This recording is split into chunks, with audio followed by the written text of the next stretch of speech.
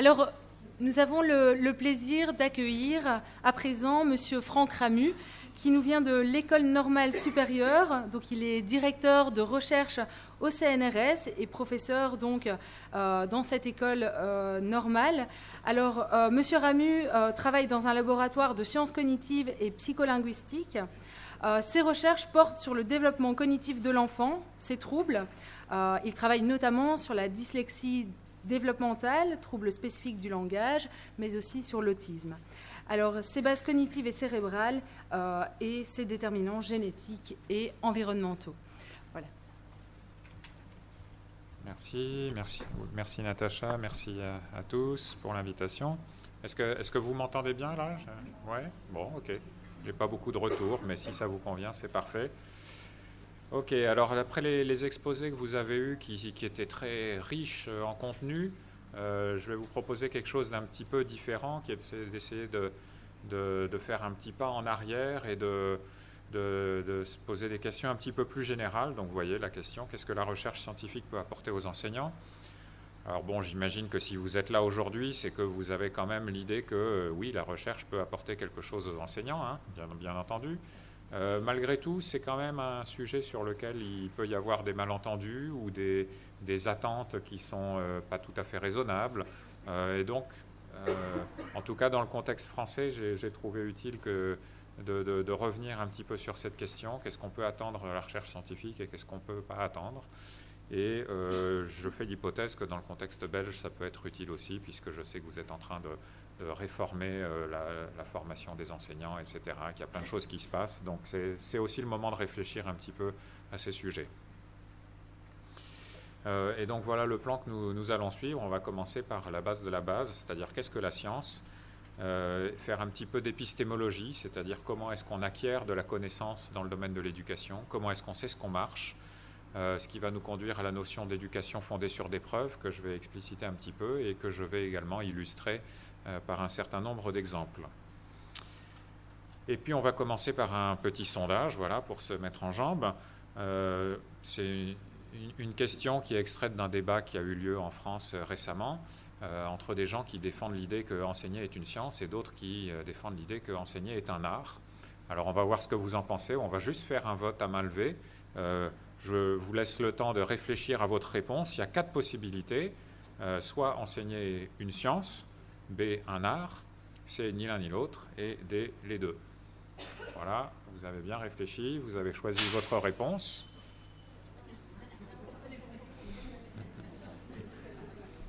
J'avais pas cette option de réponse, moi. Donc je vous propose d'en rester à A, B, C, D, d'accord? Donc ceux qui pensent qu'enseigner est une science, levez la main. 1, ok. Ceux qui pensent qu'enseigner est un art, levez la main. 5, 6, 7, ok, 8. Ceux qui pensent que c'est ni l'un ni l'autre, levez la main. Ok, une dizaine. Ceux qui pensent que c'est les deux, logiquement, le reste de l'Assemblée. Ok. Bon, très bien, ben voilà, ça permet de prendre la température. Je vais vous donner ma réponse, qui est une réponse qui a eu assez peu de suffrages, qui était ni l'un ni l'autre. Ma réponse à moi, c'est de dire qu'enseigner, en fait, c'est d'abord une pratique. C'est-à-dire c'est quelque chose qu'on fait avec les autres.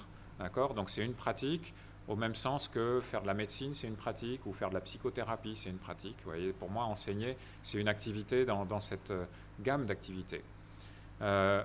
Mais une fois qu'on a dit que c'est une pratique, bon, c'est bien gentil, mais les pratiques, il y en a des bonnes, il y en a des moins bonnes, etc. Donc, c'est une pratique qui doit être absolument fondée, d'une part, sur des connaissances scientifiques sur son objet, et l'objet de l'enseignement, ben, c'est l'apprentissage, d'accord? Donc, il faut avoir des connaissances là-dessus, et deuxièmement, sur une évaluation scientifique de ces pratiques, d'accord? Les pratiques peuvent être efficaces ou moins efficaces, et ça s'évalue. Et donc ça aussi, c'est nécessaire, de même que c'est nécessaire en médecine ou en psychologie clinique. Donc voilà ma réponse à cette question piégée. Alors une fois qu'on a dit ça, que c'est une pratique qui doit être fondée sur des connaissances scientifiques, oui, mais qu'est-ce que c'est que la science? Et j'aime bien reprendre cette question qui paraît totalement basique, parce que souvent, il y a des incompréhensions, des malentendus à ce propos. En tout cas, dans le contexte français, je ne sais pas comment ça se passe en Belgique, mais en France, on a tendance à considérer que la science, c'est une liste de disciplines qui utilisent les mathématiques. C'est en tout cas comme ça que le système scolaire le présente. Et je dois dire que moi, même à l'issue de 5 années d'études supérieures en sciences, je pensais ça. Et c'est seulement après que je suis rentré dans la recherche que j'ai compris que la science, en fait, c'est pas ça. Donc la science, c'est une démarche qui consiste à formuler des hypothèses et éventuellement les hypothèses alternatives. Il y a plusieurs versions possibles de notre compréhension de la réalité. Et puis formuler des prédictions testables qui découlent de ces hypothèses. Si on a l'hypothèse A, alors on devrait observer que, et si on a l'hypothèse B, si c'est l'hypothèse B qui est vraie, alors on devrait plutôt observer que autre chose. Et puis après, une fois qu'on a formulé ces prédictions, eh ben, il faut aller collecter les données, aller observer, aller expérimenter de manière à voir si les données collectées correspondent aux prédictions de l'hypothèse A ou de l'hypothèse B. Et ça nous conduit à soit accepter les hypothèses, soit à les rejeter, soit éventuellement à les réviser, les modifier, ce qui induit une espèce de boucle entre la collecte des données et la formulation des hypothèses. Il y a vraiment un phénomène itératif qu'on a dans la démarche scientifique. Donc en fait, la science, c'est juste ça.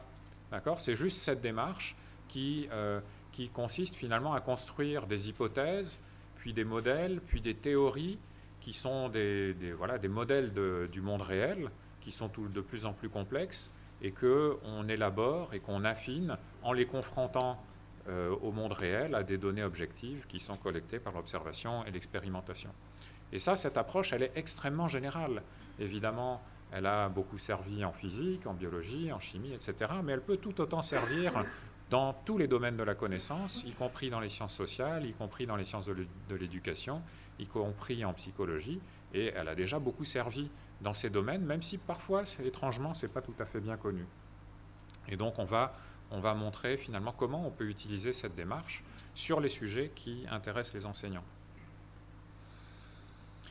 Alors, avant de faire cela, il est important de préciser quelles sont les limites de ce qu'on va pouvoir obtenir par la démarche scientifique.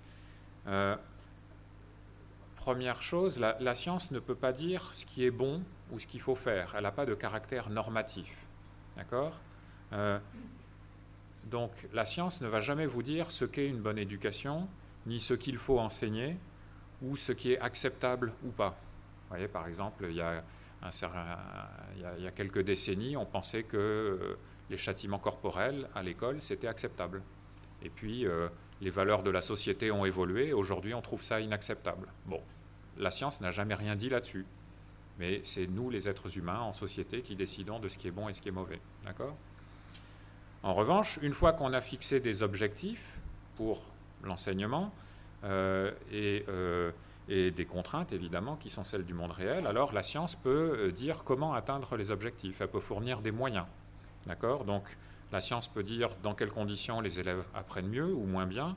Elle peut dire quelles pratiques pédagogiques sont plus ou moins favorables aux apprentissages, entre guillemets, ce qui marche. D'accord ?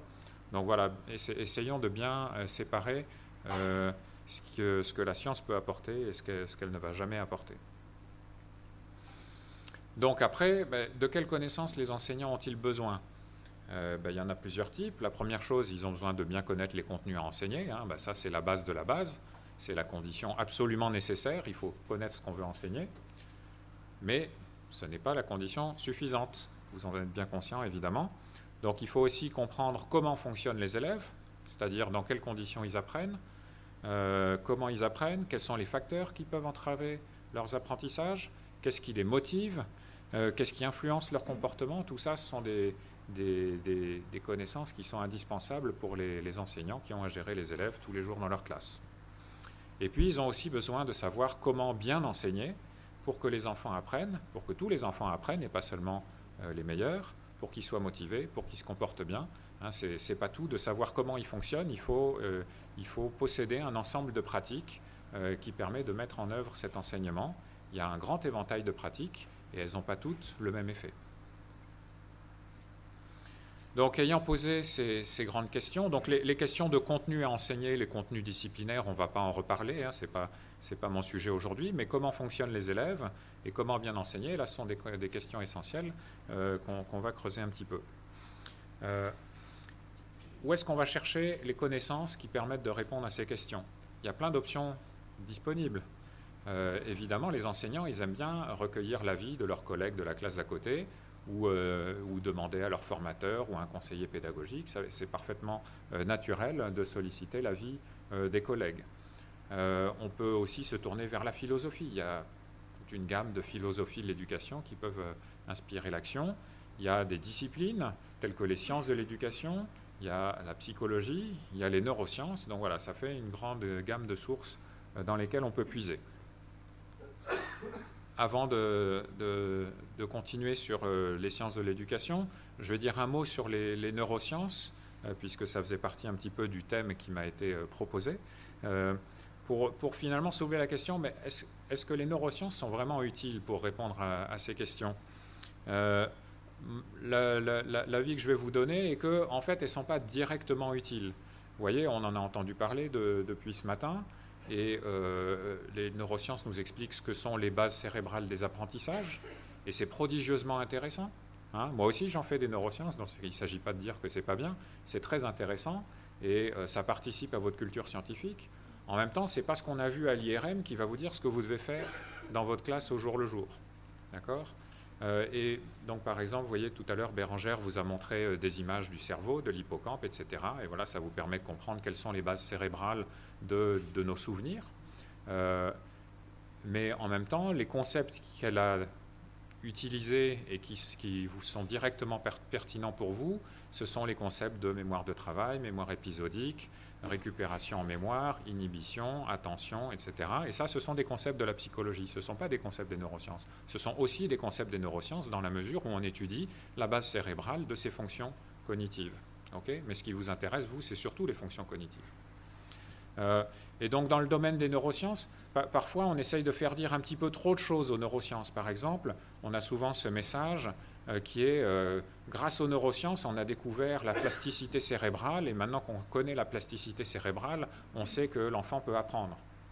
Comme si on ne savait pas avant que les enfants sont capables d'apprendre, vous voyez, hein, depuis qu'on est capable de poser la question, on sait que les êtres humains sont capables d'apprendre, ils sont capables de changer. La seule chose que les neurosciences ont apportée, c'est des méthodologies qui permettent de visualiser les corrélats cérébraux de ces apprentissages et de ces modifications. Et c'est extrêmement intéressant.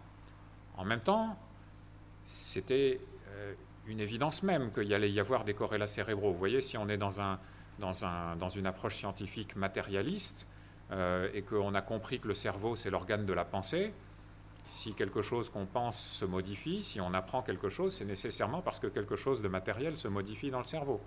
Et on est capable de savoir de mieux en mieux quoi. Mais avant même d'avoir l'imagerie cérébrale, on pouvait déjà émettre l'hypothèse que oui, il y avait des modifications cérébrales sous-jacentes à nos apprentissages.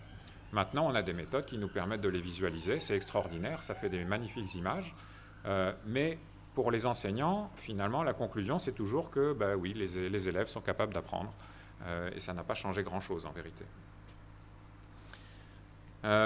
Je vous montre un autre exemple qui est l'effet pervers que peuvent avoir les neurosciences lorsqu'elles sont utilisées d'une certaine manière.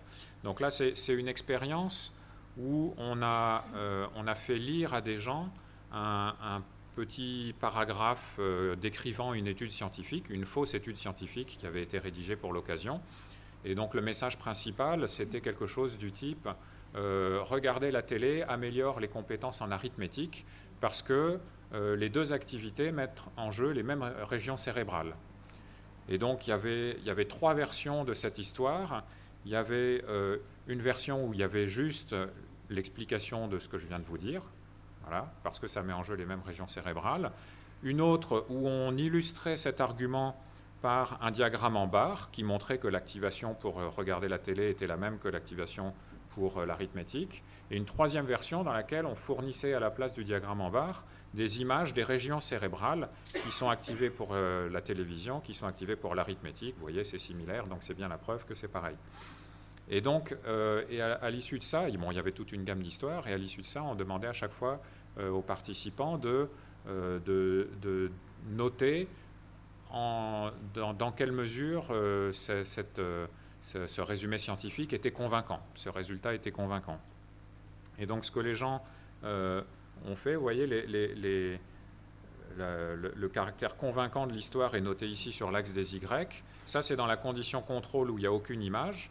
Ça, c'est dans la condition avec un graphe en barre, et ça fait aucune différence. Mais dès qu'on ajoute une image de cerveau à l'appui de l'argumentaire, tout d'un coup, les gens trouvent ça plus convaincant.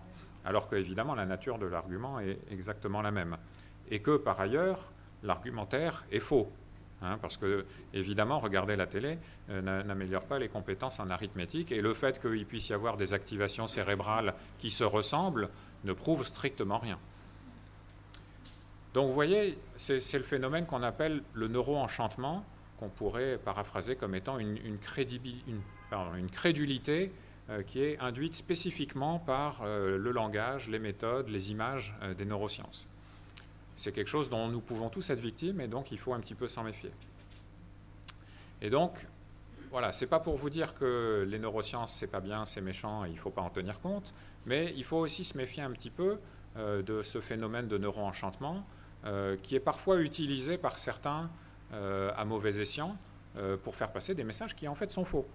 D'accord ? Ce qui n'était pas le cas de nos orateurs précédents aujourd'hui, je vous rassure. Donc, être conscient que les neurosciences sont à la mode, notamment, elles ont un air d'être plus solides, plus crédibles que la psychologie et les sciences sociales et les sciences de l'éducation, à tort ou à raison, mais même si elles le sont vraiment, ce n'est pas une raison pour leur faire dire n'importe quoi. Donc, le fait de mentionner des concepts cérébraux, de montrer des images du cerveau, ça augmente la force de persuasion, y compris pour des messages faux. Tout le monde, du coup, essaye de capitaliser un petit peu sur cet effet et d'appuyer sur ce qu'il dit sur des neurosciences. Mais ça reste quand même important de se demander dans quelle mesure est-ce que c'est pertinent. Est-ce que l'image de cerveau qu'on me montre fournit vraiment une preuve de l'efficacité de telle pratique ou de tel mode d'apprentissage, ou est-ce que finalement c'est plutôt les données comportementales issues de la psychologie qui prouvent l'effet. Voilà. Donc après cette petite digression pour vous mettre un tout petit peu en garde contre les dérives qui peuvent être attribuées aux neurosciences, on va se focaliser sur la question centrale qui est de savoir quelles sont les pratiques qui marchent. Donc vous vous souvenez, les enseignants, ils ont besoin de savoir comment fonctionnent les élèves, et ça, la source de connaissances, finalement, c'est la psychologie, plus que les neurosciences. Et puis, l'autre type de question, c'est quelles sont les bonnes pratiques pour enseigner, et ça, c'est de l'ordre des sciences de l'éducation. Alors, une fois qu'on a dit c'est la psychologie, c'est les sciences de l'éducation, oui, mais attention, quelle psychologie, quelles sciences de l'éducation? Ce sont des domaines qui sont vastes, qui sont hétérogènes, et qui produisent des affirmations qui peuvent être contradictoires. Donc, ce que je vais avancer ici, c'est qu'il y a une manière de faire de la psychologie et une manière de faire de la science de l'éducation qui suit rigoureusement la démarche scientifique et qui produit des résultats fiables.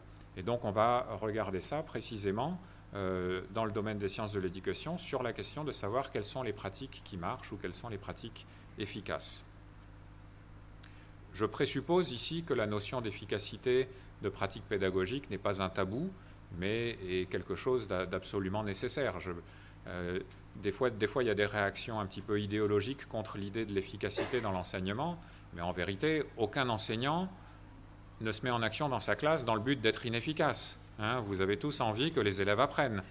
Et vous savez bien que toutes les pratiques pédagogiques ne se valent pas, elles n'ont pas toutes le même effet. Et donc c'est quand même important de se poser la question de ce que sont les pratiques qui ont un effet plus probant sur les apprentissages des élèves. Alors comment on sait quelles pratiques favorisent le mieux les apprentissages? On a plein d'idées qui viennent à l'esprit. La première idée, ça serait de demander aux enseignants ce qu'ils en pensent. Après tout, ce sont eux les experts de la pédagogie. Ils voient bien si, quand ils mettent en œuvre une pratique particulière, les élèves apprennent bien ou pas. On pourrait aussi d'ailleurs demander aux élèves ce qu'ils en pensent, puisque ce sont eux les sujets des apprentissages, et ils doivent bien savoir dans quelles conditions ils apprennent et dans quelles conditions ils n'apprennent pas. Et puis on pourrait se dire, vouloir avoir un point de vue un petit peu plus distancié, indépendant, et dire il faudrait plutôt observer à la fois les enseignants et les élèves de manière objective, et établir le lien entre les pratiques des enseignants et les apprentissages des élèves. Donc ça, ce sont toutes des bonnes idées, de bon sens, mais qui sont un petit peu insuffisantes. Alors pourquoi? Pour les deux premières, on demande aux gens leurs impressions subjectives sur les pratiques qu'ils sont en train de mettre en œuvre ou sur les pratiques qu'ils sont en train de recevoir. Et bon, on a de bonnes raisons de penser que les impressions subjectives peuvent être trompeuses, et on va en voir des exemples. Deuxièmement, les observations, quand bien même elles sont faites par un observateur indépendant, elles sont influencées par les croyances de ces observateurs. L'inspecteur ou le chercheur qui va se mettre au fond de la classe et qui observe ce qui se passe, lui aussi, il arrive avec ses propres croyances sur les pratiques qui marchent moins bien, et ce qu'il va voir, ce qu'il va observer, va être influencé par ses croyances préalables. Il n'est pas neutre, personne n'est jamais neutre. Et puis il y a des questions encore plus complexes qui surviennent, qui sont des facteurs confondus. Vous croyez voir un lien entre des pratiques qui sont mises en œuvre et des progrès des élèves, et le seul fait d'avoir cette association temporelle entre les pratiques et les progrès des élèves, ça vous conduit à conclure qu'il y a un lien de causalité entre les pratiques et les progrès, mais en vérité, ce n'est pas la seule conclusion possible. Il y a des hypothèses alternatives, il y a des facteurs confondus à prendre en compte. Pendant que vous faites une pratique, et si vous testez une pratique pendant plusieurs mois, les enfants, ils grandissent, leur cerveau mature, ils font plein d'apprentissages avec vous et en dehors de la classe. Et donc, peut-être qu'ils progressent pour une raison différente des pratiques qui ont été mises en œuvre par l'enseignant. Donc, il y a tout un tas d'hypothèses alternatives qu'il faut prendre en compte avant de pouvoir conclure qu'une pratique donnée a eu un effet sur des élèves. Donc voilà, on a besoin de méthodes un petit peu plus objectives. Et je vais illustrer ça en prenant un exemple issu de l'histoire de la médecine, qui est celui de la saignée. Alors vous savez, la saignée, c'est cette pratique où on ouvre une veine, on laisse s'écouler le sang, et on espère que le patient guérit. Alors bon, vous le savez que aujourd'hui, perdre du sang, c'est pas très bon pour la santé, et de manière générale, ça a un effet objectif sur la santé du patient qui est négatif. Ça dégrade la santé des patients, sauf dans une indication médicale très particulière. Bon, on le sait aujourd'hui, mais pendant 2000 ans, les médecins, eux, ils ne le savaient pas. Mais quand même, pendant 2000 ans, les médecins, ils ont pratiqué la saignée. Chacun, vous imaginez, sur une carrière de médecin, chacun a pratiqué la saignée sur des dizaines, des centaines de patients. Ils ont eu des centaines d'occasions de pratiquer la saignée sur le patient, de regarder l'évolution de l'état de santé du patient et de tirer des conclusions. Et objectivement, l'état de leur patient en moyenne se dégradait. Malgré tout, ils en ont tiré la conclusion que la saignée était une bonne pratique médicale qui a amélioré les chances de guérison du patient. Ils en ont été tellement convaincus qu'ils ont transmis cette croyance à la génération suivante de médecins, et ainsi de suite pendant 2000 ans. C'est dire à quel point on peut se fourvoyer quand on observe simplement l'effet de ses propres pratiques. D'accord ? Et donc, vous voyez bien où je veux en venir. Ce que je suis en train de dire sur les médecins, le problème se pose exactement de la même manière pour un enseignant qui met en œuvre des pratiques, qui croit observer les effets sur les élèves, et qui croit voir un effet positif ou pas, et qui peut complètement se leurrer. D'accord ? Donc ça, c'est un immense problème. Et c'est un immense problème qui s'applique à tout le monde, à tous les médecins, à tous les enseignants, à tous les psychologues, à tous les gens qui font quelque chose dans le monde et qui peuvent se leurrer sur l'effet de leurs actions. Et ça reste un problème, même à l'issue de 10 années de formation extrêmement pointue, comme c'est le cas de nos médecins actuellement. Il y a encore nombre de médecins qui, par exemple, donnent des granules homéopathiques à leurs patients, qui en observent les effets, nuls, et qui continuent à croire que ça a un effet positif. Vous voyez ? Donc, on est en face d'un problème qui est quand même assez considérable, de cette incapacité fondamentale qu'on a à évaluer les effets de nos pratiques. Donc voilà, c'est ce que je vous dis ici. Donc on court un grand risque de se leurrer, et c'est tout un enjeu d'essayer de trouver des méthodes qui nous évitent de nous leurrer. Alors pourquoi est-ce qu'on est si susceptible de se leurrer ? Eh bien parce que c'est comme ça qu'est fait notre cerveau de primate humain, qui a des capacités formidables, mais qui a aussi des limites parfois un petit peu désolantes, et qui font que nous avons un certain nombre de biais cognitifs. Donc nous sommes biaisés par les croyances préalables que nous avons. Je l'ai déjà dit, c'est un des facteurs. Nous avons des biais cognitifs comme le biais de confirmation, qui est que nous cherchons toujours dans les observations des données qui confirment nos croyances préalables. Et lorsque nous en trouvons, nous renforçons notre croyance. Et puis lorsqu'on rencontre des données qui vont à l'encontre de nos croyances préalables, on a tendance à les ignorer et aussi à ne pas les mémoriser par le phénomène de mémoire sélective. On a aussi un autre biais qui consiste à inférer des liens de causalité entre des événements qui se suivent, alors qu'on n'a pas, il y a évidemment plein d'autres explications pour la consécutivité des deux événements. Et de manière générale, il y a des problèmes plus fondamentaux, qui est une impossibilité de déterminer la cause d'un changement. Si un patient a sa santé qui s'améliore ou si un élève apprend, on n'a pas d'éléments concrets pour nous dire quelle est la cause de cette évolution. On peut croire qu'on y est pour quelque chose, mais on n'en a pas la preuve. Et le cœur de l'histoire, c'est que pour savoir si on est vraiment responsable du progrès de l'enfant, il faudrait prendre une machine à remonter le temps, revenir au début, enseigner de manière différente et voir si l'enfant apprendrait aussi bien. Et là, on pourrait avoir des éléments de preuve nous disant que oui, c'est l'action de l'enseignant qui est vraiment responsable de la différence d'apprentissage entre les deux manières. Mais évidemment, on n'a pas de machine à remonter le temps, on ne peut pas utiliser cette méthode, donc il va falloir utiliser des méthodologies un petit peu différentes. Donc ça existe toujours, hein. Vous voyez, c'est un peu ennuyeux, ça va nous conduire à des méthodologies compliquées, mais en fait, on ne peut pas y couper. Il n'y a pas un raccourci magique là qu'on pourrait emprunter, une porte dérobée vers la connaissance, vers la preuve de l'efficacité. Non, ça n'existe pas, malheureusement. Donc, qu'est-ce qu'on va pouvoir faire? Donc, on va utiliser la démarche scientifique, donc je vous l'ai dit, formuler des hypothèses, et leurs alternatives surtout. Et c'est là que c'est souvent la clé. Le biais de confirmation nous conduit à formuler des hypothèses et à chercher n'importe quelle donnée qui les confirme. Le plus important dans la démarche scientifique, c'est d'avoir aussi en tête les hypothèses alternatives et d'évaluer dans quelle mesure les données qui sont collectées pourraient être compatibles aussi avec les hypothèses alternatives. On formule des prédictions, on teste ces prédictions en recueillant les données. Donc dans le domaine des pratiques pédagogiques, les hypothèses qu'on va tester, ça va être que les élèves progressent, quelle que soit la mesure finalement, hein. Souvent on essaye de faire progresser les compétences scolaires dans un domaine particulier, mais ça peut être autre chose, ça peut être la motivation, ça peut être le bien-être, etc. Peu importe, il suffit de bien le définir et de savoir le mesurer. Et puis la deuxième hypothèse, ça va être que ces progrès sont au moins en partie causés par des pratiques pédagogiques spécifiques. Et c'est là que finalement, il y a pas mal d'hypothèses alternatives qui pourraient potentiellement expliquer nos observations. Donc imaginez, vous faites une expérience, vous dites « Ah, j'ai une nouvelle idée sur l'enseignement de la lecture, je vais essayer d'enseigner la lecture à un élève de cette manière-là. » Okay, vous faites votre expérience et vous avez l'impression que l'élève il apprend bien à lire.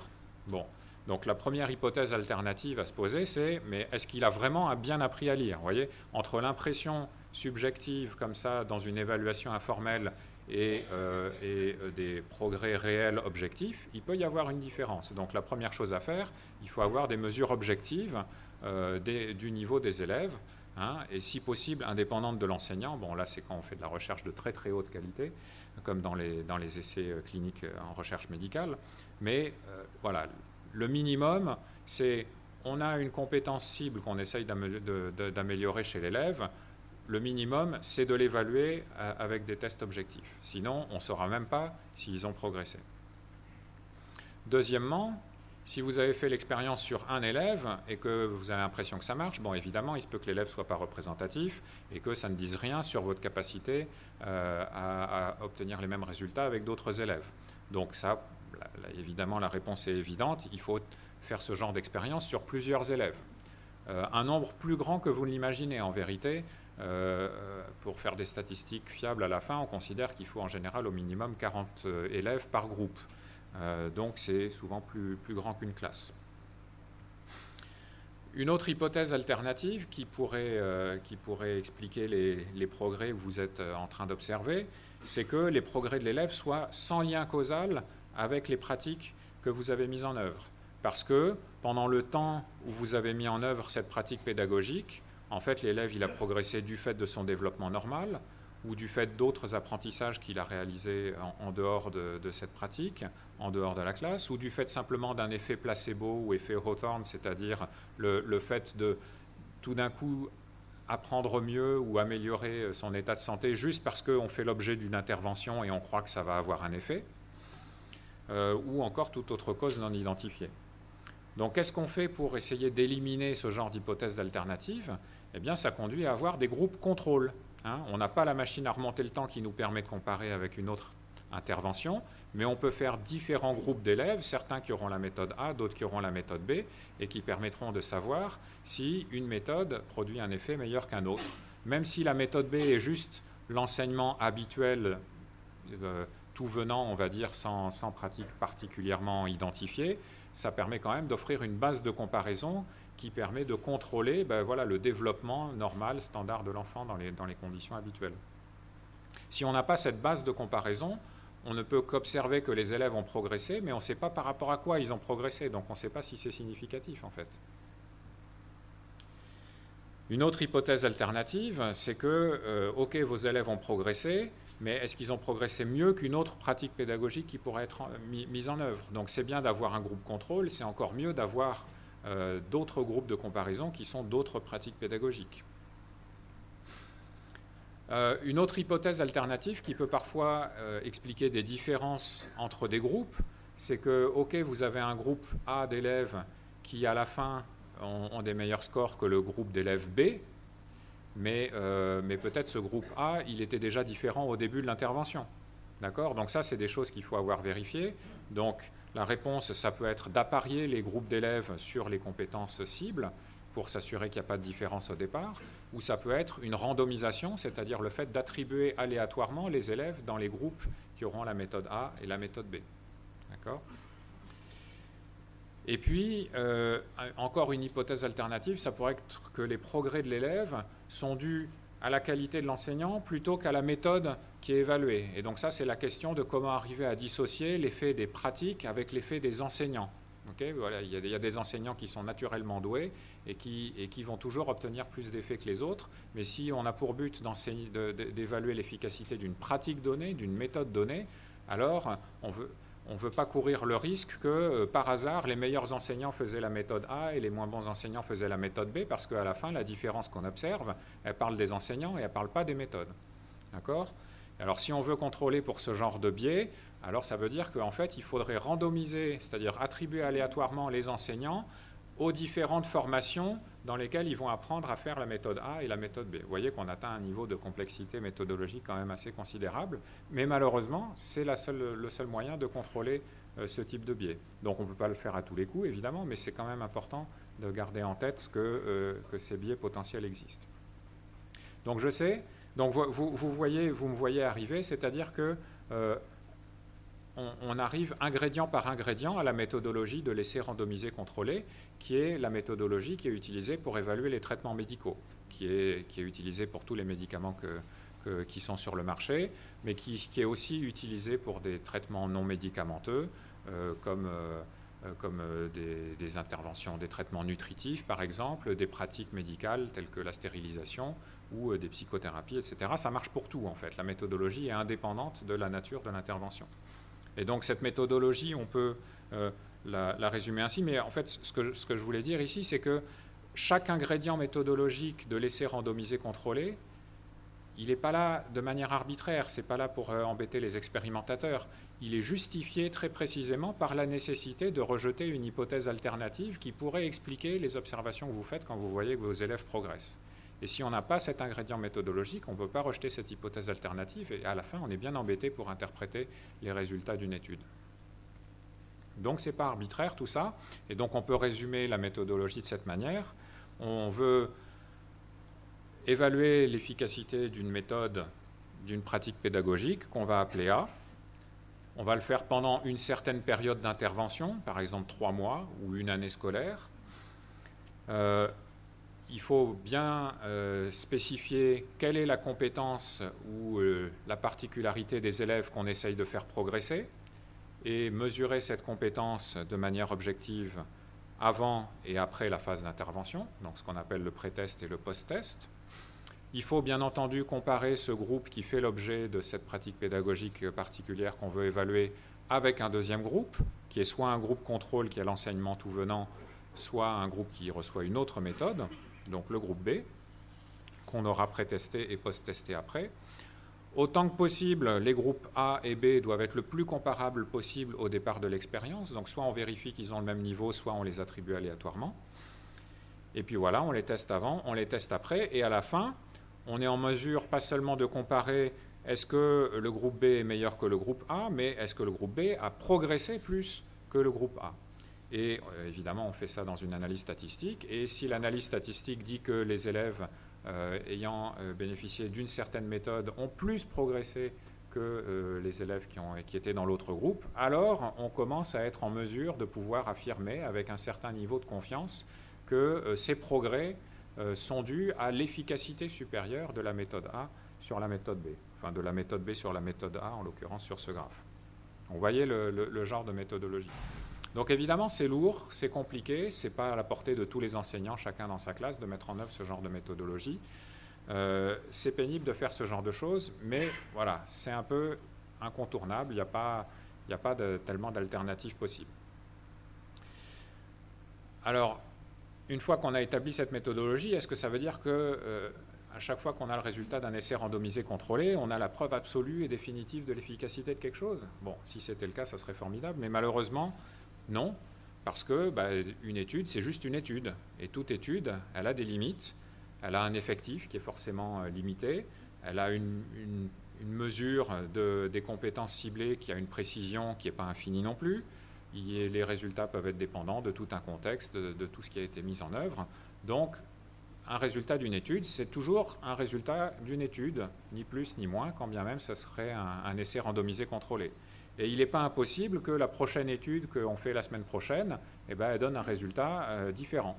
Ça arrive tout le temps à tous les expérimentateurs du monde, qu'on n'a pas toujours le même résultat quand on reproduit la même expérience. Donc il faut être conscient de ça, et c'est pour ça qu'on attribue rarement une importance clé au résultat d'une seule étude. Et ce qu'on cherche à voir, c'est est-ce que sur un sujet donné, il y a une multiplicité d'études, et est-ce que ces études convergent? C'est-à-dire quand bien même il y a des études qui ont l'air de se contredire les unes les autres, est-ce qu'en regardant l'ensemble des études, il y a quand même une tendance générale qui émerge? Et ça s'évalue dans des procédures statistiques particulières qui s'appellent des méta-analyses, qui sont des procédures qui compilent les données de plusieurs études. Si une méta-analyse de plusieurs études dit que oui, globalement sur l'ensemble des études, il y a une tendance dans une direction, alors là on commence à avoir un niveau de preuve intéressant. Et justement, je vois que j'ai fait une coquille, c'est là qu'on arrive, c'est à cette idée qu'il y a une hiérarchie dans les niveaux de preuve. D'accord? Donc je vais expliciter ça tout de suite. Donc là, je vais vous montrer ce qu'on appelle la pyramide des preuves. Là, on est en dessous de la pyramide, on est dans le sous-sol, si vous voulez. Donc on part du bas. Donc sur tous les sujets, hein, les gens ont des avis. Donc il y a des choses qui se disent. On sait bien qu'il faut apprendre comme ci ou qu'il faut apprendre comme ça. Quelquefois, c'est un peu au-delà de la rumeur. C'est un témoignage. La boulangère m'a dit qu'en fait, dans telle école, il faisait telle méthode. Ça a l'air super bien. Okay. Ça peut être un témoignage qui est direct, c'est-à-dire un enseignant, un collègue de la classe d'à côté qui vous dit « Ah, moi, je fais comme ci, comme ça, et ça marche super bien. » Ok. Mais bon, l'enseignant de l'autre côté va vous dire le contraire, donc qui croire? Un petit peu au-dessus, dans ce souterrain de la pyramide, on a la parole d'un expert. Alors pour les enseignants, c'est qui les experts? Ce sont les formateurs que vous avez à l'université, ce sont peut-être les chefs d'établissement, les inspecteurs, voilà, c'est tout le personnel d'encadrement en quelque sorte. Donc les experts aussi, ils disent beaucoup de choses aux enseignants, ils disent il faut faire comme ci, il faut faire comme ça. Bon, mais là aussi, les experts, souvent, ils ont tendance à dire des choses qui se contredisent. Comment on sait lequel a raison parmi tous les experts qui disent des choses contradictoires? Pas facile, ça. Et donc, il faut monter un peu encore dans la pyramide. Pardon. Voilà, donc là, on était en dessous, et là, on arrive à la base de la pyramide, et donc, on arrive à la notion d'étude scientifique. C'est-à-dire que quand les experts vous disent « Ah, cette méthode, elle est très bien », ou un autre expert vous dit « Ah, mais non, telle autre méthode est mieux », vous êtes en droit de demander aux deux « Ok, mais sur quelle étude scientifique vous basez-vous pour affirmer ce que vous affirmez ?» Parce qu'on ne peut pas juste croire les gens sur parole, quand bien même ce sont des experts, entre guillemets. Hein, et donc là, il faut leur demander leurs sources, quelles sont les études, et regarder. Et donc les études, ça peut être... Là aussi, au sein des études, il y a toute une hiérarchie. Ça peut être des études qui sont essentiellement descriptives, qui décrivent que l'enseignant a mis en œuvre la méthode A dans sa classe et qu'il était content. Ou ça peut, donc ça c'est le premier niveau de preuve, on va dire, ou ça peut être des études plus expérimentales, telles que je vous ai montré, avec un ou plusieurs des ingrédients qu'on a explicités de l'essai randomisé contrôlé. Donc plus il y a de ces ingrédients et plus l'étude permet d'éliminer des hypothèses alternatives et plus elle est susceptible de produire un résultat fiable. Et donc plus vous montez dans la pyramide, dans cette tranche orange. Mais en même temps, s'il n'y a qu'une étude, c'est pareil, ça reste à un niveau de preuve limité, alors que si vous avez plusieurs études qui donnent le même résultat, alors votre niveau de confiance augmente et vous montez dans la pyramide. Et puis on approche de la pointe de la pyramide quand sur un sujet donné, il y a suffisamment d'études pour qu'on puisse en faire une méta-analyse et que le résultat de la méta-analyse est non nul, c'est-à-dire qu'il dit que oui, en moyenne, telle pratique semble donner de meilleurs résultats que telle autre pratique. Donc vous voyez, je pense que cette notion de hiérarchie des preuves est importante pour mettre en perspective toutes les sources d'informations que vous avez sur des pratiques pédagogiques. Je pense que tous les jours, vous recevez des nouvelles informations sur des pratiques pédagogiques, que ce soit par la radio, que ce soit dans l'établissement, par un prof, par une lecture, etc. Et vous savez très bien que toutes ces informations sont au moins en partie contradictoires et vous devez faire le tri. Et donc là, vous avez une méthodologie qui vous permet de faire le tri et d'accorder plus de confiance aux résultats ou aux informations qui ont le plus haut niveau de preuve. Alors, on va essayer d'en fournir quelques illustrations. J'ai ajouté cette diapo en réfléchissant finalement à comment on met tout ça en musique à l'échelle d'un système éducatif, finalement. En démarrant dans la classe en partant de l'idée d'une pratique pédagogique. En général, ça part toujours d'un enseignant quelque part dans sa classe qui se dit « Ah, et si je faisais différemment ?» D'accord ? Donc ce sont eux les vrais innovateurs en pédagogie, ce sont les enseignants. Donc ils ont une idée, et partant de l'idée, est-ce qu'on fait tout de suite une réforme sur la base d'une idée d'un enseignant ? Attendons un peu. Donc la première chose, c'est l'enseignant, il essaye évidemment sur ses propres élèves, et puis il se fait une idée de si ça marche ou pas. Comme on l'a vu, il peut se leurrer, mais au moins il s'est fait une première idée. On peut pas sauter cette étape-là, forcément. Alors s'il veut le faire de manière un peu plus rigoureuse, il aura fait un test avant et après pour au moins objectiver les progrès, mais on sait que ce n'est pas suffisant en soi. Mais si au moins il a observé un progrès dans cette première étape des évaluations informelles, on va dire, eh bien alors ça peut justifier de faire une étude un petit peu plus rigoureuse. Donc une étude où on va comparer au moins deux groupes. Donc par exemple, le premier niveau de ça serait de se mettre d'accord avec l'enseignant de la classe d'à côté et de dire, bon, cette année, dans telle matière, sur tel sujet, toi tu feras comme ci et moi je ferai comme ça, on est d'accord, ok, et puis on va comparer les progrès des élèves. C'est pas parfait, parce que les deux enseignants sont des personnes différentes et on ne sait pas s'ils vont faire justice chacun à la méthode qu'ils met en œuvre, parce qu'ils ont des élèves qui sont différents et que peut-être certains sont plus doués que d'autres, etc. Il y a plein de problèmes qui vont faire qu'on ne pourra pas avoir une preuve formelle à la fin. Mais c'est une première étape, enfin une deuxième étape pour se faire une idée de l'efficacité. Si cette étape est concluante, alors ça justifierait de faire une vraie étude expérimentale dans les règles de l'art avec toute la méthodologie de l'essai randomisé contrôlé. À ce stade-là, on appelle les chercheurs pour aider avec la méthodologie, bien sûr. Les enseignants tout seuls ne peuvent pas le faire, ça demande de le faire à une échelle qui est au-delà de 2 classes et avec des outils méthodologiques qui sont quand même plus sophistiqués. Et puis, si on a une étude expérimentale qui est concluante, alors ça justifie de retester la même chose encore dans d'autres endroits, avec d'autres enseignants et potentiellement à plus grande échelle. D'accord ? On monte en gamme, si vous voulez, à chaque fois, mais de manière progressive, parce qu'on ne peut pas monter en gamme immédiatement avec toutes les idées de tous les enseignants partout, parce qu'on n'a pas les moyens de faire ça, tout simplement. Et puis, si on commence à avoir de multiples études expérimentales, on peut faire une méta-analyse et voir si la méta-analyse donne un résultat convergent. Et si on en est là, est-ce qu'il est temps de lancer la réforme ? Pas tout à fait. Parce qu'il faut encore vérifier si, quand on passe à l'échelle, ça marche encore, puisque là, on parle d'études qui sont expérimentales, c'est-à-dire on recrute un groupe d'enseignants qui sont motivés pour participer à une recherche scientifique, on les forme aux pratiques à mettre en œuvre, et puis on les encadre bien pour voir s'ils font bien comme il faut, on suit leurs élèves, etc. Donc on sait que ce genre de cadre, ça crée en soi des effets, hein, l'équivalent de l'effet placebo en médecine. Et donc c'est important de voir le jour où on veut mettre ça à l'échelle de tout un pays ou même d'une académie, où le niveau de formation des enseignants dans ces pratiques ne sera pas le même, leur implication, leur volontariat ne sera pas le même, évidemment ça va diluer les effets. Et donc ce qui est important, c'est de voir, mais est-ce qu'il reste quelque chose à la fin, hein, les problèmes de mise en œuvre, de mise en pratique à une grande échelle sont considérables en fait. Et donc, ça justifie de faire des études de passage à l'échelle et pour voir dans quelles conditions on arrive à ce que ces nouvelles pratiques qui ont fait une démonstration d'efficacité dans des conditions expérimentales peuvent continuer à avoir une certaine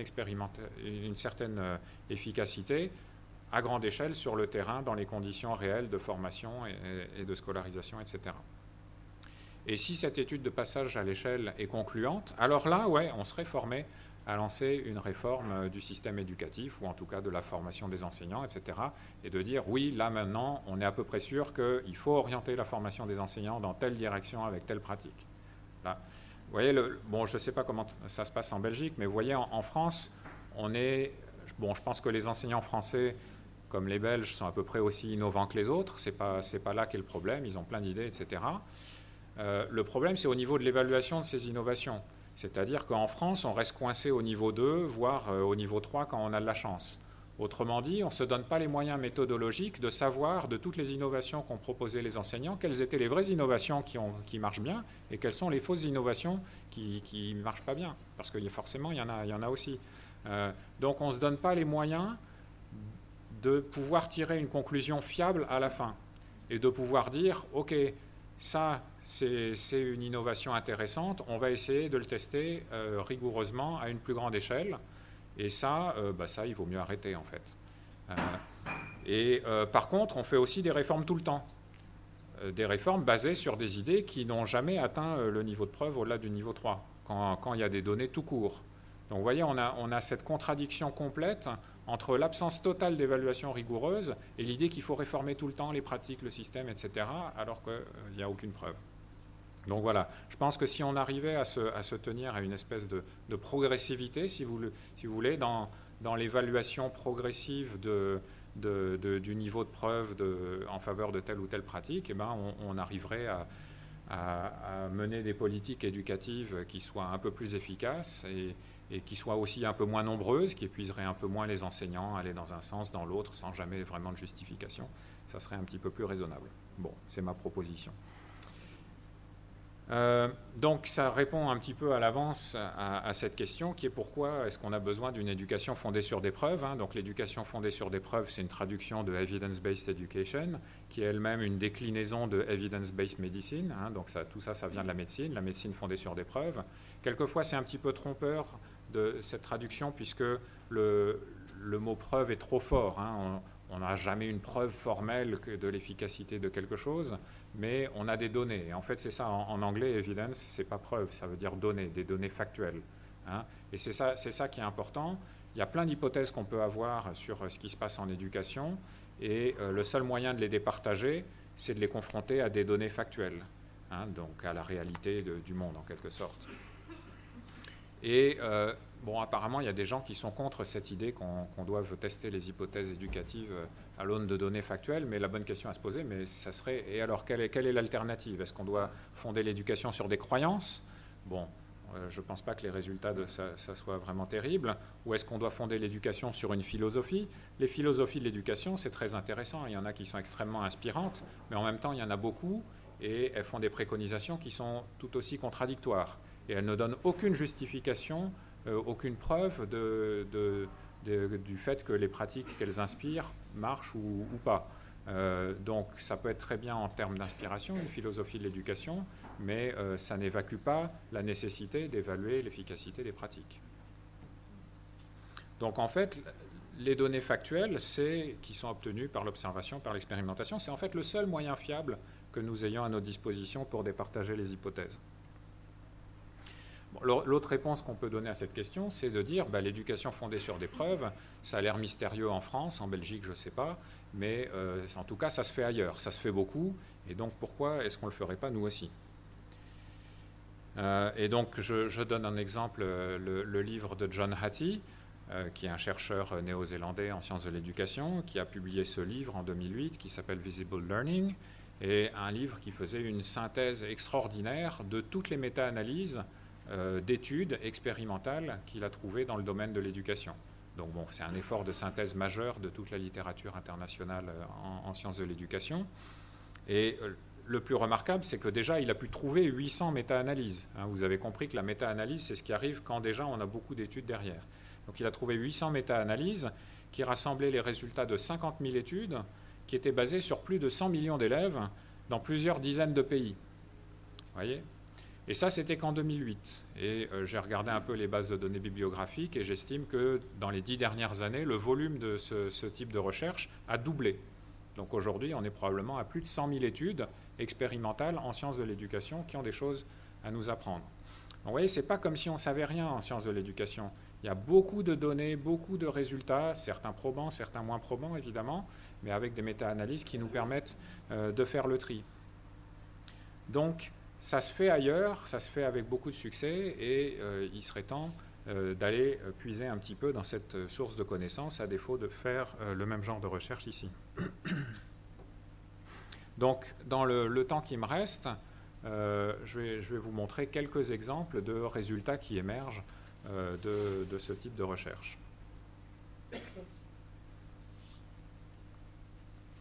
On commence par un résultat qui a été évoqué par Bérengère tout à l'heure, qui est l'effet de récupération en mémoire. Le fait que, à chaque fois que vous récupérez une information en mémoire, vous consolidez l'accès à ce souvenir. Et donc la récupération ultérieure de ce souvenir va être plus facile. C'est un résultat fondamental de recherche en laboratoire, mais qui a des conséquences considérables pour l'éducation, puisque ça conduit à l'hypothèse selon laquelle, pour consolider les apprentissages scolaires, il est important d'aller les récupérer en mémoire, plutôt que de simplement faire une nouvelle exposition. Vous voyez, on voit bien ce contraste, par exemple, dans les révisions que les élèves font en vue d'un contrôle, en vue d'un examen. La plupart relisent le cours, d'accord ? Ou revisionnent la vidéo si c'est sur une vidéo. Le fait de relire un cours, de réécouter, c'est de l'exposition passive. Ça n'oblige pas à aller récupérer l'information en mémoire. Et donc ce n'est pas aussi efficace que le fait de réciter ou de se tester. Un simple QCM oblige à quand même à aller récupérer des informations en mémoire. Et on a maintenant tout un tas d'études qui ont testé cet effet de récupération en mémoire, y compris dans des conditions scolaires, sur des contenus scolaires, et qui montrent que oui, toutes les méthodes de révision qui impliquent de récupérer en mémoire, que ce soit de la récitation, de la question ouverte ou du QCM, ça permet de mieux mémoriser que simplement relire ou être réexposé de quelque forme que ce soit au contenu. Vous voyez, en 2014, Roland a fait une méta-analyse de 61 études dans lesquelles il y avait 159 comparaisons de type dans un groupe fait une phase d'études et une phase de test pour les révisions, comparé à un autre groupe qui fait 2 phases d'études. Les 2 groupes passent le même temps sur leur révision, mais il y en a un qui fait de la récupération en mémoire au lieu de la réexposition passive. Et donc la plupart de ces études montrent que ceux qui ont fait de la récupération en mémoire retiennent mieux que ceux qui ont fait de l'étude. Et donc, en termes statistiques, l'effet moyen entre les 2 conditions est de 0,5 écart type, un demi-écart type, ce qui correspond, si vous voulez, donc ça, imaginez que les scores dans l'examen à la fin, ça soit sur l'axe des X ici, et en noir, vous avez la distribution des scores des élèves qui ont révisé en faisant de la lecture, d'accord ? Donc sur l'axe des Y, vous avez le pourcentage d'élèves qui ont eu un score donné, donc en moyenne, ils ont eu ce score-là, et donc ceux qui ont fait de la révision par récupération en mémoire, eh ben, ils ont la distribution en rouge, c'est-à-dire que les scores sont décalés vers le haut de cette quantité qui est là, qui est d'un demi-écart type de la distribution. Donc c'est une unité standard pour mesurer la différence entre deux groupes. Donc là, vous voyez, ça fait partie des résultats les mieux établis dans la recherche, à la fois en psychologie, mais aussi en sciences de l'éducation, puisque ça a été appliqué dans des classes. Et ça montre que toutes les techniques de révision ne se valent pas, et qu'il y a des mécanismes fondamentaux sur lesquels à la fois les élèves, mais aussi les enseignants peuvent s'appuyer en classe pour améliorer la mémorisation. Ce qui est quand même très important, puisque beaucoup d'enseignants se plaignent que les élèves ne retiennent pas ce qu'on leur enseigne. Ben, voilà, il y a des moyens pour les aider à retenir mieux. Donc voilà un premier résultat. Un deuxième résultat concerne les méthodes d'enseignement de la lecture, qu'on peut décrire de plein de manières différentes, mais en tout cas dans ce secteur de la recherche, on en fait en gros deux catégories, les méthodes phoniques et les méthodes globales. Les méthodes phoniques étant celles qui enseignent les correspondances entre les lettres et les sons, toutes les correspondances entre les lettres et les sons, de manière systématique et explicite, dès le début du CP, de la première année. Et les méthodes globales étant celles qui ne le font pas ou pas de manière suffisamment systématique. Et donc, là aussi, on a un grand nombre d'études. On a, en tout cas dans la méta-analyse de 2008, dans la synthèse de 2008, il y avait déjà 425 études qui avaient fait cette comparaison entre les deux types de méthodes sur plus de 12 000 élèves. Et les résultats sont très largement en faveur des méthodes phoniques. Donc vous voyez, là, on mesure les effets sont mesurés sur une échelle un petit peu différente des écarts types de tout à l'heure. C'est mesuré en mois de progrès sur une année scolaire. Autrement dit, donc on est en première année d'école élémentaire. Et donc, ceux qui ont appris avec une méthode phonique, c'est la courbe en orange, ils arrivent dès le mois d'avril au niveau de lecture que les autres, ils atteignent fin juin. D'accord ? Ils ont 3 mois d'avance. Donc, dès le mois de mars. Donc vous voyez que c'est quand même considérable, 3 mois sur une année scolaire qui en compte 10. Donc ça aussi, vous voyez que c'est basé sur 425 études, ça a été fait dans plein de pays. Ça aussi, c'est un des résultats les mieux établis en sciences de l'éducation. Aujourd'hui, il n'y a plus aucune excuse pour rechigner à enseigner les correspondances graphème-phonème. Malgré tout, bon, en France, le message est quand même relativement bien passé, mais on continue à trouver des classes avec des enseignants qui disent « Ah oui, bon, les correspondances graphème-phonème, il faut en faire un peu, mais pas trop. Ce qui est important, c'est la compréhension, etc. » Non, on a toutes les preuves qui montrent que c'est par les correspondances graphème-phonème qu'on accède le mieux à la compréhension. Donc voilà un deuxième exemple. Un troisième exemple, qui est aussi une question qui interroge la plupart des enseignants, c'est comment est-ce qu'on gère l'hétérogénéité des classes. Évidemment, ça n'arrive jamais que tous les élèves soient au même niveau. Donc comment est-ce qu'on peut faire pour planifier un enseignement qui convienne à tous les élèves? Donc il y a beaucoup de solutions de bon sens, en quelque sorte, qui traînent dans ce domaine. La première solution de bon sens, c'est de faire redoubler si les élèves n'ont pas le niveau. Alors, je ne sais pas si le redoublement est très populaire en Belgique, il l'est encore. En France, il a été très populaire il y a quelques décennies, ça a baissé un petit peu maintenant. Bon, ça semble être une solution de bon sens dans le sens où, évidemment, si on ne fait passer que les élèves qui ont le niveau, bien évidemment, on va réduire l'hétérogénéité des classes mécaniquement. Malgré tout, il y a eu beaucoup de recherches sur le sujet, vous voyez, plus de 200 études sur 14 000 élèves qui disent qu'en moyenne, l'effet du redoublement sur les redoublants est négatif. C'est-à-dire que dans l'année de leur redoublement, ils vont progresser 4 mois de moins que s'ils étaient passés dans la classe supérieure, alors même qu'ils étaient jugés ne pas avoir le niveau.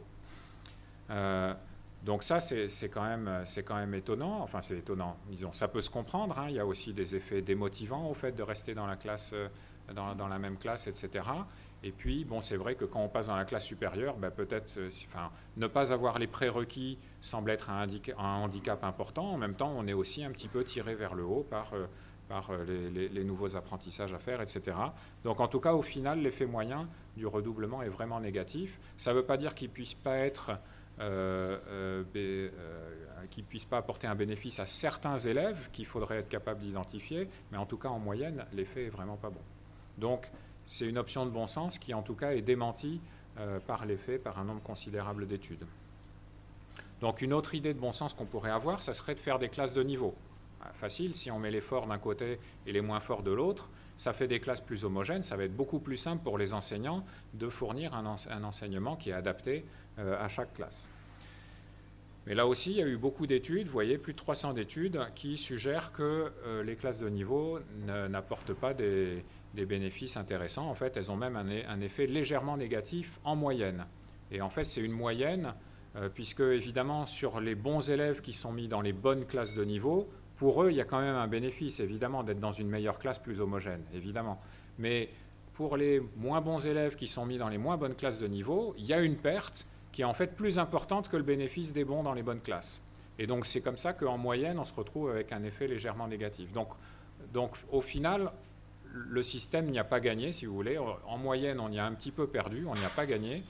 Et puis, en plus, on a augmenté les écarts entre les meilleurs et les moins bons. Donc, on augmente les inégalités, ce qui n'est sans doute pas une très bonne idée. Donc, vous voyez, là aussi, une solution qui semble de bon sens, mais une masse de données considérable qui va à l'encontre de cette idée-là. Et donc, finalement, ce qui ressort de cette littérature, là aussi, il y a pas mal d'études là-dessus, c'est qu'une manière de mieux gérer l'hétérogénéité des classes qui produit vraiment des progrès, c'est sans modifier la composition des classes, de faire à l'intérieur des classes des groupes de besoins. La grosse différence entre les groupes de besoins et les classes de niveau, c'est que ces groupes sont flexibles. Ils peuvent être différents d'une matière à l'autre et ils peuvent être différents au cours de l'année. Ils répondent à des besoins ponctuels de chaque élève dans chaque matière à un moment donné. Et ça permet, alors évidemment ça demande une certaine formation à la gestion de classe en groupe, mais ça se fait, et ça permet de mieux gérer l'hétérogénéité des élèves, de produire un effet de différenciation pédagogique sans nécessairement enfermer les moins bons dans une classe de moins bons. Vous voyez, c'est ça un peu l'idée. Une dernière manière de répondre à l'hétérogénéité, c'est de se dire, mais tous les élèves apprennent de manière différente et il y a différents styles d'apprentissage. Il y a ceux qui apprennent de manière auditive, ceux qui apprennent de manière visuelle, ceux qui apprennent de manière kinesthésique, c'est-à-dire par le toucher ou par le mouvement. Et donc, il faut fournir à chacun l'information sous sa forme préférée. Donc, d'abord, on détermine quel est le style d'apprentissage de chaque élève, et puis ensuite, je présente les contenus pédagogiques sous la forme verbale à ceux qui sont auditifs, sous la forme visuelle à ceux qui sont visuels, et puis en faisant faire des manipulations à ceux qui sont kinesthésiques. Alors, c'est aussi une bien belle idée qui a sa popularité aussi parmi les enseignants. Et là aussi, il y a eu beaucoup d'études qui montrent que, en fait, ça n'a pas d'efficacité particulière. En vérité, il n'y a même pas de base scientifique solide à l'idée des styles d'apprentissage. Il n'y a même pas de mesure objective correcte, en fait, de ces différents styles d'apprentissage. Et en tout cas, la prédiction qui est que les élèves vont apprendre mieux si on leur fournit l'information dans leur modalité préférée plutôt que dans une modalité différente, celle-là, elle s'avère clairement fausse. Et en fait, ce qu'on peut proposer de mieux à la place, et c'est aussi quelque chose que Bérengère Guilry a évoqué tout à l'heure, c'est de présenter l'information à tous les élèves dans de multiples modalités. C'est le phénomène qu'on appelle la richesse de l'encodage, qui vient de la recherche en psychologie de la mémoire, qui est que plus vous voyez une information sous des modalités différentes, visuelles, auditives, kinesthésiques, s'il y a un contenu émotionnel, ça renforce encore, et bien mieux vous allez la mémoriser. C'est le nombre de modalités disponibles qui renforce la mémorisation. Du coup, ça guide naturellement vers la recommandation qui est de ne pas différencier la modalité en fonction du style de chaque élève, mais plutôt de présenter pour tous les élèves les informations dans le plus de modalités possible. Donc voilà, c'était un très très court panorama de certains résultats qui émergent de ce courant de l'éducation fondée sur des preuves, qui montrent que quand même, sur un certain nombre de questions que se posent tous les enseignants et sur lesquelles à peu près tout le monde a un avis, que ce soit à l'école ou au comptoir du bistrot, eh bien, il y a déjà beaucoup d'études qui ont été faites, beaucoup de résultats, et dans certains cas, un niveau de preuve qui commence à devenir très solide et qui parfois contredit le bon sens et l'intuition. Donc, il faut apprendre aussi à se méfier des idées de bon sens, à se méfier de l'intuition qu'on a sur l'efficacité d'une pratique et aussi à se méfier des observations informelles qu'on fait sur l'effet de ses propres pratiques. Et donc commencer par aller consulter les sources. Alors évidemment, elles n'ont pas réponse à tout, mais là où il y a des réponses, ça serait quand même dommage de s'en priver. Bon, on va passer ça, on pourra peut-être le montrer à la discussion, mais donc pour conclure, moi, ce que je vous ai proposé, c'est que enseigner n'est pas une science, c'est une pratique, mais c'est une pratique qui doit être fondée sur des connaissances scientifiques, à la fois sur le fonctionnement des élèves, et ça vous est apporté par la psychologie, et sur les pratiques pédagogiques, ça vous est apporté par les sciences de l'éducation. Et du coup, la plupart des questions du type « comment enseigner efficacement quelque chose ?», elles admettent une réponse, et on peut déterminer cette réponse rigoureusement par la méthode expérimentale. Même si, évidemment, c'est très complexe, il y a de multiples facteurs qui entrent en jeu, pas seulement celui qu'on manipule dans une expérience, et les résultats, évidemment, peuvent dépendre du contexte, c'est-à-dire du pays, de la langue, de la culture, du milieu des élèves, c'est-à-dire qu'un résultat établi quelque part dans une situation donnée n'est pas forcément généralisable partout, mais si on pense qu'il ne l'est pas, eh bien ça justifie de le tester aussi dans les autres contextes. Deuxièmement, il existe déjà une quantité très importante d'études expérimentales qui répondent à de nombreuses questions, et elles sont encore trop méconnues dans le monde francophone, et donc il serait vraiment coupable de ne pas en tenir compte. Elles méritent d'être plus diffusées. Bien sûr, elles n'ont pas réponse à tout, mais au moins, on a une méthode. Pour chaque question auquel on n'a pas de réponse, on sait qu'il y a une méthode qu'on peut suivre qui peuvent apporter des réponses. Et donc, bon, je sais ça pour la France, qu'en tout cas, on a un déficit criant de ce genre de recherche. Je crois que la Belgique est un tout petit peu meilleure que la France dans ce domaine-là. Le Québec est peut-être encore un peu meilleur que la Belgique. Mais bon, globalement, on a pas mal de progrès à faire et de leçons à prendre des Anglais et des Américains dans ce domaine. Et donc, à mon avis, les enseignants devraient avant tout, d'une part, être déjà familiers avec les principaux résultats issus de ces recherches. Ça doit faire partie de la formation. Être familier avec la démarche expérimentale qui permet d'obtenir de nouvelles réponses fiables, et puis évidemment, autant que possible, s'impliquer dans de telles recherches, parce qu'on n'acquérera pas des nouvelles réponses s'il n'y a pas des enseignants, des écoles qui s'engagent massivement dans de nouvelles études expérimentales. Et sur ce, je termine avec quelques sources qui peuvent vous intéresser. Bon, une série de conférences sur le site du Collège de France, chez mon collègue Stanislas Dehaene. Bon, il y a mon blog sur lequel je recense un certain nombre de sources sur l'éducation fondée sur des preuves, autant que possible les sources francophones, et puis après je renvoie aussi vers les sources anglophones, là où il n'y a pas de traduction. Et pour ceux qui lisent l'anglais, la meilleure source à l'heure actuelle, à mon avis, c'est le site de l'Education Endowment Foundation, qui est une fondation britannique qui a été créée, qui a deux missions, qui est d'une part de produire plus de ces connaissances, de ces études expérimentales, etc., et qui est devenu le principal laboratoire de recherche en sciences de l'éducation dans le monde, et d'autre part de mettre ces connaissances à disposition de tous les enseignants. Et pour ça, ils ont un site extrêmement bien fait sur lequel on voit pour les principales pratiques pédagogiques quelle est l'efficacité moyenne qui ressort des méta-analyses. C'est présenté d'une très bonne manière. J'espère pouvoir faire traduire ce site en français, mais en attendant, il va falloir aller le lire en anglais. Voilà, je vous remercie pour votre attention.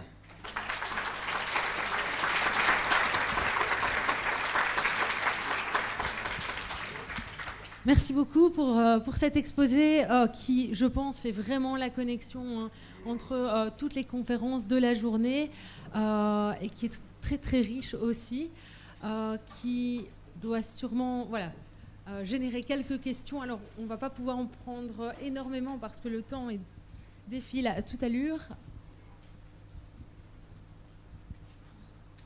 Bonjour, merci beaucoup pour votre présentation. En particulier pour la présentation de la hiérarchie, finalement, de degré de confiance qu'on peut accorder à certaines informations, suivant qu'elles émanent de l'expérience personnelle, d'une étude ou d'une méta-analyse. J'ai déjà été sensibilisé à ces questions de méta-analyse et j'ai quand même il y a quelque chose qui m'embête régulièrement, c'est qu'il m'arrive de lire des témoignages d'experts qui critiquent la façon dont certaines méta-analyses ont été conçues, ce qui revient quelque part à redescendre au niveau de l'avis d'un expert. Et je voulais savoir si de la même manière qu'il existe des biais connus pour la méthodologie des études, s'il existe des biais connus dans la façon dont on crée des méta-analyses. Oui, bien sûr. Une méta-analyse, c'est aussi une étude, et une étude a toujours des limites. Donc effectivement, une méta-analyse peut être biaisée de différentes manières. D'abord, dans une méta-analyse, on commence toujours par un critère de sélection des études qui vont rentrer ou pas dans la méta-analyse. Et en général, Donc ça suppose de faire des recherches systématiques dans les bases de données bibliographiques, mais après de regarder le contenu des études et d'en éliminer certaines parce qu'elles ne vérifient pas un certain nombre de critères méthodologiques minimaux, par exemple, ou parce que les données ne sont pas suffisamment explicitées dans l'article pour qu'on puisse faire les calculs, etc. Donc ça arrive que différentes méta-analyses partent du même pool de données bibliographiques, mais sélectionnent un ensemble d'études qui est un peu différent à la fin, et ça peut avoir une influence sur les résultats. Donc voilà, un biais possible, ça peut être dans la sélection des études. Bon, quelquefois, il y a des... Bon, évidemment, ça peut arriver aussi que des méta-analyses soient faites de manière pas compétente et que les calculs ne soient pas bien faits, mais bon, normalement, ça ne devrait pas arriver. Il y a aussi d'autres problèmes qui sont plus complexes, qui sont des problèmes de biais de publication, c'est-à-dire qu'une méta-analyse ne peut pas faire mieux que d'analyser les études qui ont été publiées. Or, il se trouve que parfois, les études qui produisent un effet positif, c'est-à-dire qui montrent que la méthode A est supérieure à la méthode B, ont plus de chances d'être publiées que les études qui ne montrent pas de différence entre les deux méthodes. Auquel cas, c'est pareil, l'ensemble que va prendre en compte la méta-analyse va être biaisé. Bon, c'est pareil, il y a des procédures pour essayer de détecter ces biais de publication et d'éventuellement les corriger. Donc, oui, évidemment, toute méta-analyse est potentiellement contestable, peut être contestée. Après, il y a des gens qui vont un petit peu plus loin et qui disent les méta-analyses, c'est pas bon, ça mélange des pommes et des poires, etc.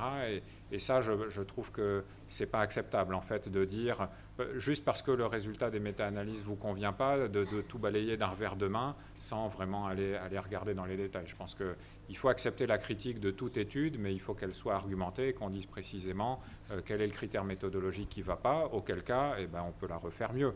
Tout simplement, finalement, c'est ça la bonne réponse, c'est de refaire les mauvaises études mieux plutôt que de tout balayer d'un revers de main.